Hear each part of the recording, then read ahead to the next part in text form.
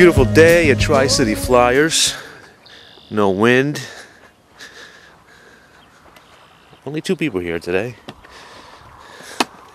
And Ernie's testing out his 24-volt starting system. Looks like the inside of my microwave. You could probably cook yourself a little TV dinner between flights. Does it work? Not yet. I don't know why. I'll try it. Got something crossed. There you go. So that's what, 12? That's 12. And that's 24? That's still 12. Right now. 24 Why don't you put the positive over there then?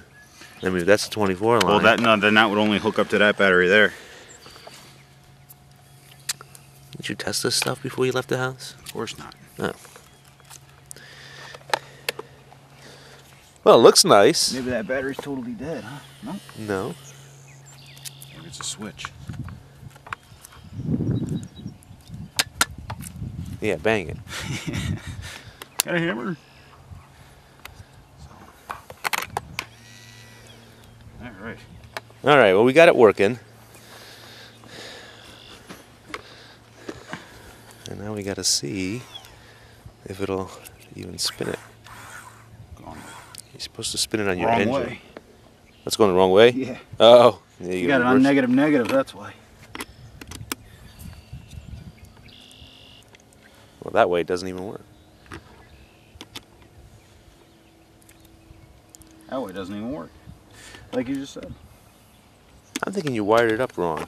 It worked last time I used it, honest. But it sat. Yeah, that's it.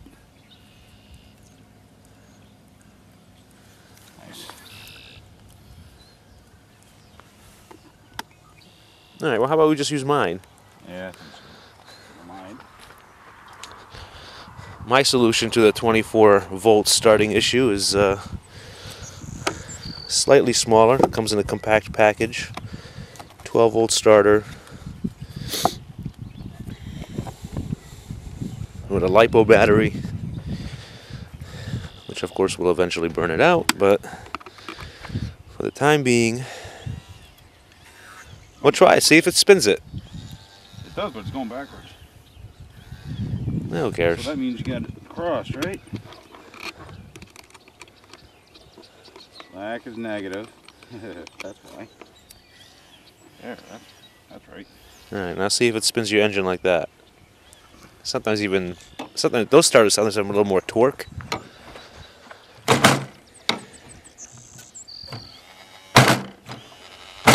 Nada. Nothing.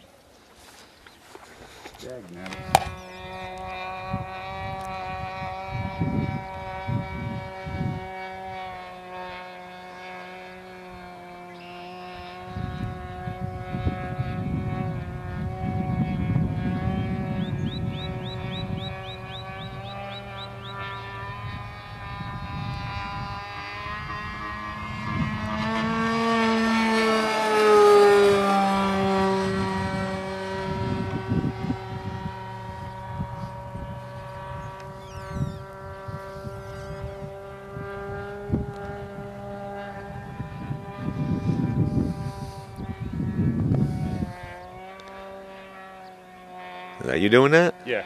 Yeah. Seems like it's got a little bit of a delay when I play with the throttle.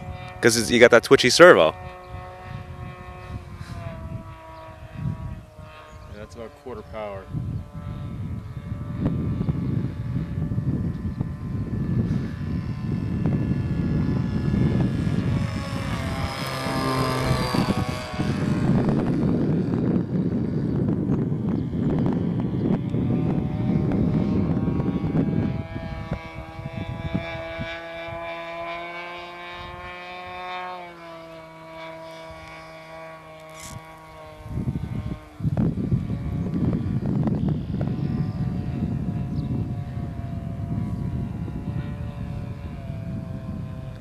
You coming in? No. No. I'm gonna try a little pass.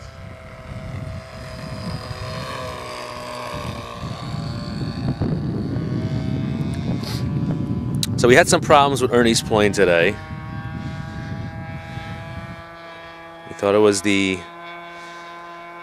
fuel lines, it wasn't. Then we thought maybe it was the glow plug, it wasn't. Well, it was, but that wasn't the problem at the time.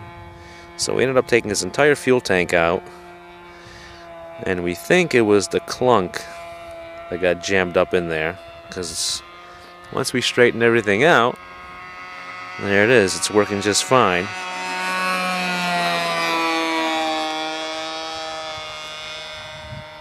Alright, I'm coming in back.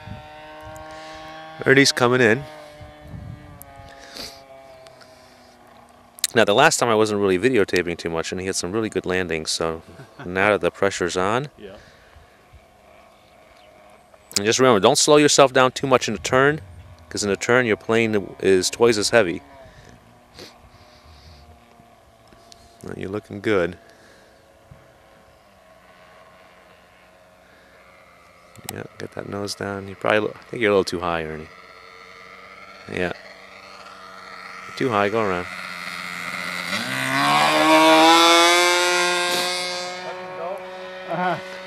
No, that was a botched landing.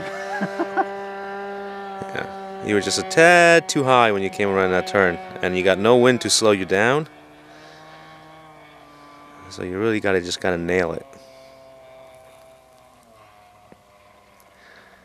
There you go, you're looking good there. Yep, now get that nose down and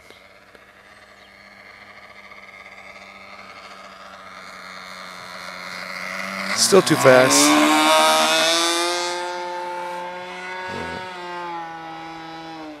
I think it was windy or something.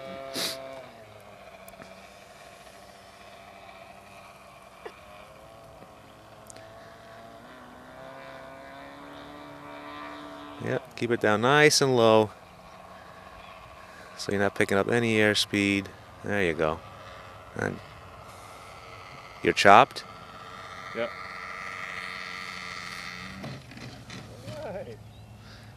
That's the Ernie landing. Typical. Typical landing. It's in. It's in. There you go. Walk of shame for Ernie. His first flight of the day, after an hour and a half of messing with his stuff. Well, so since much of the club is not here, I thought I would do a demonstration of our FPV plane. It's a SIG Cadet. It's an ARF. And there's another one that I use, which is a kit powered by a OS61FX.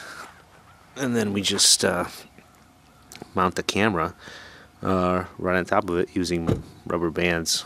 The idea behind that is that you can just swap this out, and it has its own independent battery, and the rat's nest, which is a Eagle Tree OSD 2.4 gigahertz transmitter. It's got a temperature probe up here, so it lets you know what the temperature is if you're so inclined, and then the GPS module is right there. See you again. The FPV station has a little outside monitor. We don't use this to fly FPV. It's just kind of here, so spectators, when they walk by, they can just kind of get an idea of what's going on. The receiver right on top, and then I use this antenna now and again. It's I built it myself. It's a very high gain directional antenna, so if I want to do any distance flying, I just hook that baby up. But just for some local flying around, this one seems to work very well. And then I record everything on this little guy, so we always have a video record of the FPV flights. And then for the actual flying, just get in here in the car, and there you go. That's the monitor that I use to do all the FPV flights. It's got a little hood that I made out of foam board. Works out pretty well. Blocks out the sun. If I put this thing down, it actually works out really well. So I can't complain. It is not the best setup in the world. There's definitely a lot of guys that I think have much better setups, but this is pretty quick. And the beauty of having everything here at the field in this box is that you don't have to pack it up all the time.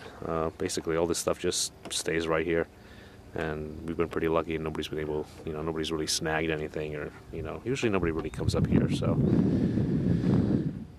there you are. That's the FPV setup. Fairly simple, but it works out quite well.